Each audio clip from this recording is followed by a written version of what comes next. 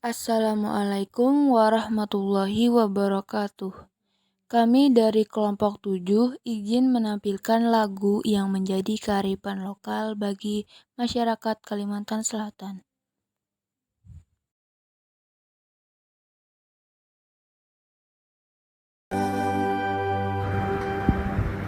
Kalimantan Selatan adalah daerah yang kaya akan budaya dan sastra klasik.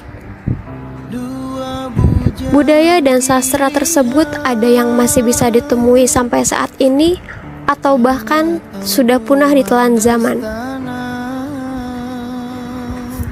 Akhirnya kekayaan tersebut dapat diperkenalkan kembali oleh Haji Anang Ardiansah melalui media yang populer dan disukai oleh masyarakat, yaitu lagu.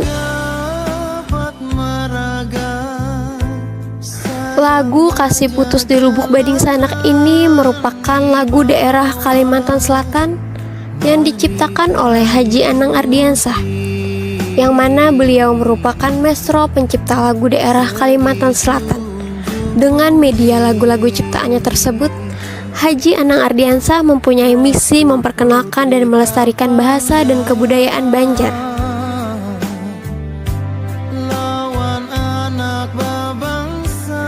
Lirik lagu Kasih Putus di Lubuk Bading Sanak ini menceritakan mengenai seorang anak kembar yang bernama Bambang Patmaraga dan Bambang Sukmaraga, yang merupakan anak dari Empu Mandastana, serta keponakan dari Lampu Mangkurat yang merupakan keturunan dari kerajaan negara Dipa. Pada suatu hari, kedua anak Empu Mandastana bermain dengan Putri Junjung Bui yang merupakan penerus kerajaan negara Daha. Pada suatu hari, para tetua sedang memusyawarahkan untuk menjodohkan Putri Junjung Bui dengan seorang pangeran dari tanah Jawa. Lampu Mangkurat pun dipercaya untuk menjemput pangeran tersebut. Namun, menurut Lampu Mangkurat, kedua keponakannya adalah penghalang dari perjodohan Putri Junjung Bui. Apabila salah satu dari keponakannya dinikahkan dengan Putri Junjung Bui, maka akan terjadi bencana atau kesialan pada negara tersebut. Kemudian, pada suatu hari, Lampu Mangkurat mengajak kedua keponakannya, Bambang Sukmaraga dan Bambang Fatmaraga, untuk mencari ikan di sebuah lubuk yang merupakan anak dari Sungai Besayangan. Pada saat itulah Lampu Mangkurat membunuh kedua keponakannya. Ayah dari Bambang Sukmaraga dan Bambang Fatmaraga, yaitu Empu Mandastana, serta istrinya sangat bersedih mendengar bahwa kedua anaknya telah meninggal. Kemudian Empu Mandastana yang bersedih pun memutuskan untuk bunuh diri menggunakan keris Parangsari, dan disusul pula oleh istrinya.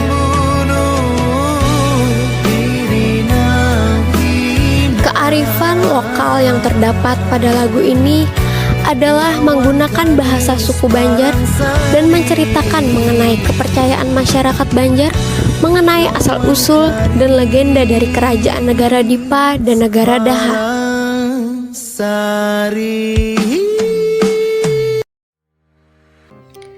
Lagu Ampar-Ampar Pisang diciptakan oleh Hamidan Aceh.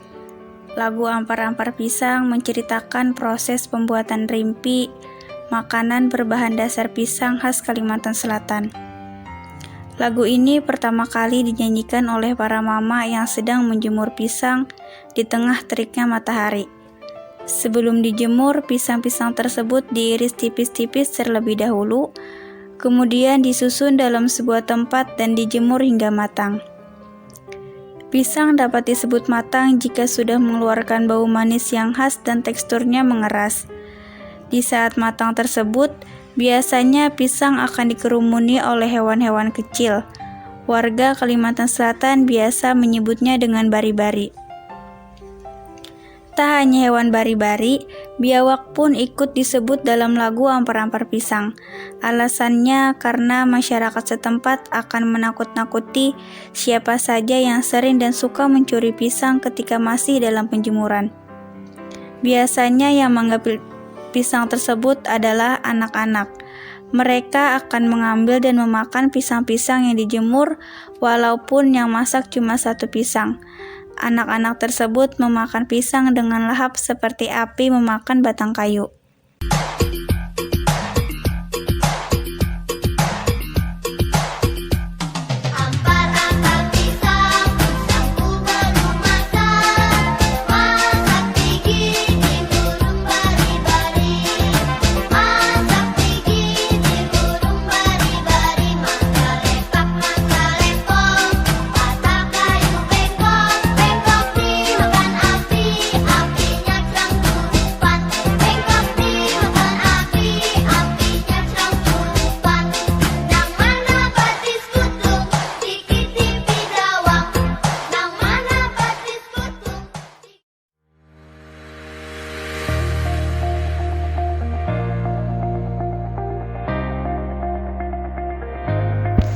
Adapun cara bermain ampar-ampar pisang menggunakan tangan. Yang pertama, duduk berhadapan, jari-jari tangan dirapatkan di lantai meja. Kemudian mulailah bermain dengan permainan lagu ampar-ampar pisang dan menggerakkan kedua tangan. Pola gerakan tangan permain 1. Gerakan tangan kanan menyilang ke tangan kiri, lalu kembali ke posisi semula. Gerakan tangan kanan menyilang ke tangan kiri dan kembali ke posisi semula. Buat jarak antara kedua tangan seperti sebuah gawang, kemudian masukkan kedua tangan ke gawang yang telah dibuat oleh pemain lawan. Pola gerakan tangan pemain kedua, gerakan tangan kanan menyilang ke tangan kiri dan kembali ke posisi semula. Gerakan tangan kanan menyilang tangan kiri lalu kembali ke posisi semula. Kemudian masukkan kedua tangan ke gawang yang telah dibuat oleh pemain lawan. Buat jarak antara kedua tangan seperti sebuah gawang. Lakukan gerakan tersebut hingga lagu habis, namun jika di pertengahan lagu ada yang salah gerakan maka ia kalah. Lagu Ampar-Ampar Pisang pengajarannya bersifat turun-temurun dari orang tua kepada anaknya, atau dari nenek kepada cucunya. Anak usia dini sangat menyukai hal-hal yang bersifat humor, unik serta menyenangkan. Melalui permainan lagu Ampar-Ampar Pisang, anak tidak hanya berkembang dari aspek motoriknya saja, akan tetapi secara tidak langsung, anak belajar bahasa daerah Banjar. Anak dapat mengenal kosakata bahasa Banjar. Dengan mengenalkan lagu daerah kepada generasi penerus, dapat turut melestarikan warisan budaya leluhur. Lagu-lagu Banjar karya Haji Anang Ardiansyah merupakan lagu abadi, sebab hingga sekarang terus dinyanyikan sehingga menarik untuk dikaji. Bahkan salah satu lagu berjudul Paris Barantai menjadi lagu daerah yang menasional. Lagu-lagu tersebut ditulis puluhan tahun, tetapi mampu bertahan hingga sekarang. Dan bagian yang terpenting adalah ada kekhawatiran lagu tersebut sebatas disenandungkan, tidak dilihat dari segi kedalaman maknanya. Lagu Paris Barantai ini merupakan lagu berasal dari Kalimantan Selatan yang isinya menggunakan bahasa Banjar Kalimantan. Pada lagu yang ditulis dengan bahasa Banjar ini merupakan lagu yang menceritakan tentang kerinduan pada seseorang yang lama terpendam dan tidak ingin terpisahkan. Sementara lagu ini juga bercerita tentang Kota Baru, sebuah tempat yang menjadi pertemuan sepasang kasih yang saling jatuh cinta tersebut. Makna lagu Paris Barantai menceritakan tentang rasa rindu terhadap orang yang disayang yang sudah lama tidak bertemu dengan rasa sayang yang mendalam dan tidak ingin lagi terpisahkan. Itu terlihat dari lirik yang menceritakan suasana Kota Baru, di mana diduga di sana tempat pertemuan sepasang kekasih yang saling jatuh cinta, tepatnya di Paris Barantai, salah satu tempat di Kota Baru. Seperti pada video di atas, lagu Paris Barantai tersebut juga pernah dinyanyikan oleh grup musik asal Kalimantan Selatan, yaitu Pandas Musik. Tidak hanya grup musik daerah, kan tetapi lagu Paris Barantai ini juga pernah dibawakan oleh Alfie Rev dan Novia Bahmit pada video YouTube yang berjudul Wonderland Indonesia. Video tersebut berhasil mendapatkan view atau ditonton 28 juta kali dengan respon netizen menyukai sebanyak 2,8 juta orang. Itulah penjelasan singkat dari lagu Paris Barantai. Assalamualaikum warahmatullahi wabarakatuh. Saya Hasanah. Di sini saya akan menjelaskan kearifan lokal lagu yang berjudul Pembatangan. Kalimantan Selatan adalah sebuah provinsi yang berada di Pulau Kalimantan, yang beribu kotakan Banjarmasin. Mayoritas suku Kalimantan Selatan adalah suku Banjar. Selebihnya ada Dayak, Bugis, Madura, Jawa, dan lain sebagainya. Keanekaragaman ini membuat provinsi Kalimantan Selatan menjadi multikultural dalam banyak hal. Selain mengenai agama dan suku, Kalimantan Selatan juga kaya akan peninggalan budaya seperti kuliner, tarian tradisional, hingga lagu daerah. Salah satu lagu daerah Banjar adalah Pembatangan. Lagu ini menunjukkan budaya Banjar, yakni sistem mata pencaharian pembatangan, pekerja batang atau kayu. Profesi pembatangan pada zaman dahulu cukup menjanjikan dari segi ekonomi, karena kayu menjadi komoditas terpenting dalam perekonomian di wilayah Kalimantan Selatan. Profesi ini lama-kelamaan berkurang seiring dengan menurunnya produksi dari perusahaan. Makna dari lirik lagu Pembatangan yaitu orang Pembatangan bekerja sebagai penjaga kayu log atau gelondongan yang biasanya ditaruh di pinggir sungai dari hulu sungai ke tempat tujuan yang diungkapkan dalam lirik Matan di Hulu. Kayu-kayu log itu disusun secara berjajar di air dan diikat sehingga berfungsi sebagai rakit yang bergandengan. Rakit-rakit itu mengalir dan mengikuti derasnya sungai Barito untuk dibawa sampai ke tujuan yang diungkapkan dalam lirik membawa rakit bergandengan, bahanyut matan di udik Barito. Orang Pembatangan digambarkan sebagai pekerja keras dalam mencari penghasilan. Kerja keras itu diungkapkan dalam pekerjaan yang tidak mengenal waktu karena berlangsung berhari-hari bahkan berminggu-minggu, dari pagi sampai malam. Seperti ungkapan bahasa puitis, siang dan malam, waktu hari berganti hari, istilah orang mencari rajaki. Rintangan orang Pembatangan yang bekerja di lingkungan alam adalah kondisi cuaca. Pada kondisi cuaca apapun, baik panas maupun hujan, orang Pembatangan harus mampu menjalankan pekerjaannya dan bertahan hidup seperti dalam ungkapan, panas hujan kadang menjadi pemantangan, kadang heran tetap dirasakan. Walaupun pekerjaannya kadang berisiko, orang Pembatangan tetap menikmati pekerjaannya. Cara menikmati pekerjaan itu adalah dilakukan dengan bersenang-senang sehingga tidak terasa cepat sampai ke tujuan. Yang terlihat dalam menajak batang sambil barami-ramian, akhirnya sampai ke tujuan. Selain itu, cara menikmati pekerjaan adalah menerima nasib. Wujud sikap menerima nasib itu tampak pada kepasrahan kepada Tuhan yang diungkapkan dalam inilah nasib menjadi orang Pembatangan. Jika nasib sudah ditentukan, insya Allah ada harapan. Analisis kearifan lokal dengan teori. Lagu Pembatangan berkisah seorang pekerja keras demi sesuap nasi, mencari rezeki tak kenal lelah siang dan malam. Walaupun menghadapi banyak rintangan, tetapi orang Banjar yakin atas kegigihan mereka bahwa rezeki akan datang pada mereka yang berusaha, diikuti dengan ikhtiar. Lagu Pembatangan juga memberi wajangan nasib yang telah ditentukan oleh Sang Maha Esa.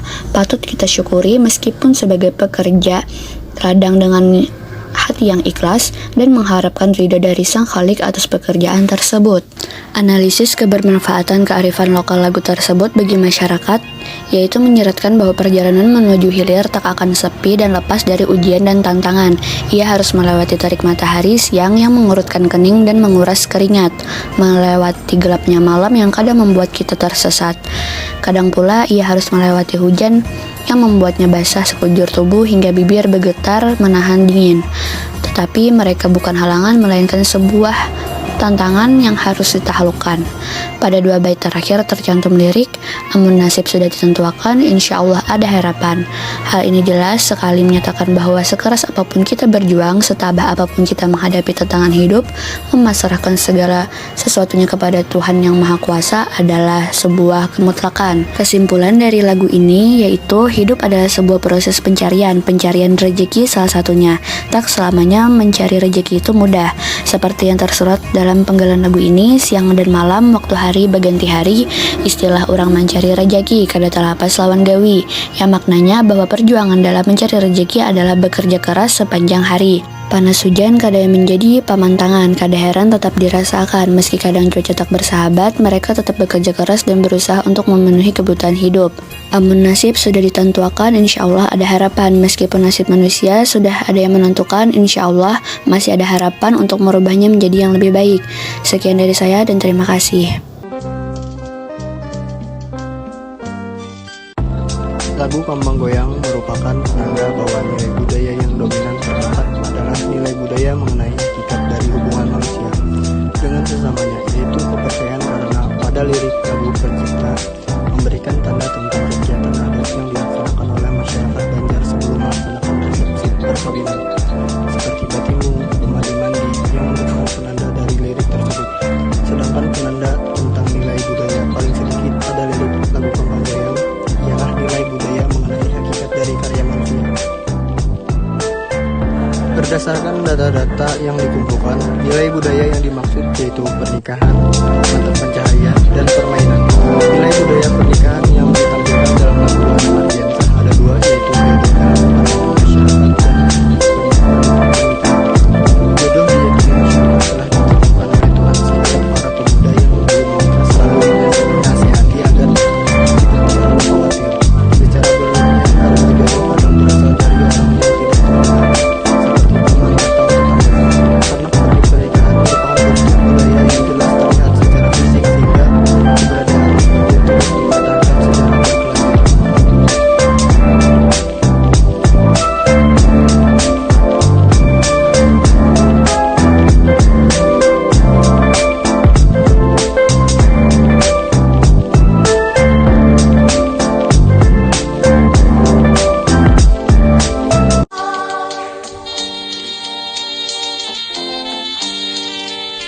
Pengantennya sudah batimu, emas murni pakaian putri, kambang goyang di ujung galung. Suri kambang malati, pakaiakan di malam arba, kambang goyang di ujung galung, pengantennya sudah batimu.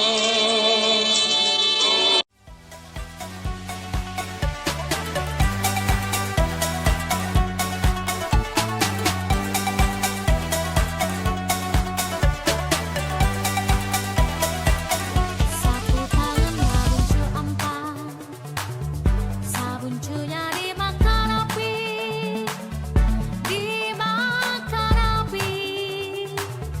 Abang Bambang. Sapu Tangan Bebuncu Ampat adalah lagu yang berasal dari Kalimantan Selatan. Lagu ini juga sering dinyanyikan sebagai lagu anak-anak. Nada lagu ini bernada riang. Meski lirik lagu pendek, lagu Sapu Tangan Bebuncu Ampat memiliki makna yang sangat dalam. Lagu Sapu Tangan Bebuncu Ampat penuh dengan pesan moral. Dalam bahasa Indonesia, sapu tangan babuncu ampat berarti sapu tangan berujung empat. Dalam pergaulan sosial, hubungan antar manusia selalu dihiasi dengan konflik. Tak jarang, konflik tersebut menimbulkan rasa sakit hati. Seperti dalam lirik, luka nang di tangan kawa dibabat, luka nang di hati hancur sekali.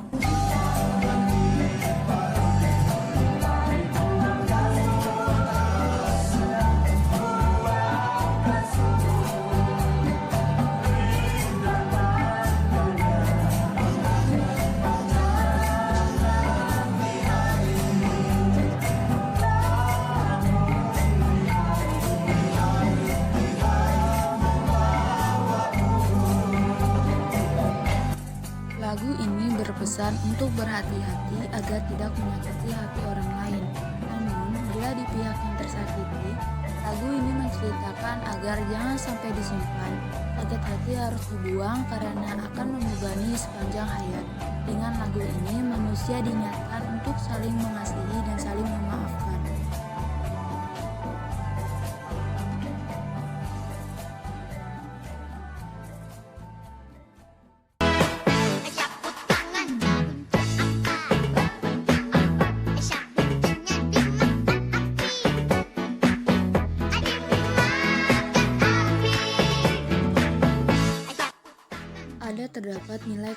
karakter yang terdapat dalam teks lagu Banjar dan wujudnya dalam kehidupan bermasyarakat.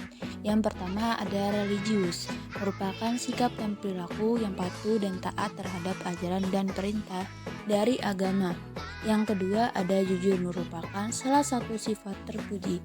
Dengan perilaku jujur ini merupakan upaya menjadikan diri sendiri agar selalu dapat dipercaya oleh orang lain. Yang ketiga ada toleransi, di mana sikap ini menghargai perbedaan, baik itu perbedaan agama, suku, dan pendapat. Yang keempat ada disiplin, merupakan kepatuhan terhadap segala peraturan dan ketentuan yang ada. Yang kelima ada kerja keras, merupakan perilaku yang bersungguh-sungguh dalam melakukan segala sesuatu yang ingin dicapai. Yang keenam ada kreatif, merupakan upaya berpikir dan bertindak kreatif untuk menciptakan sesuatu yang baru.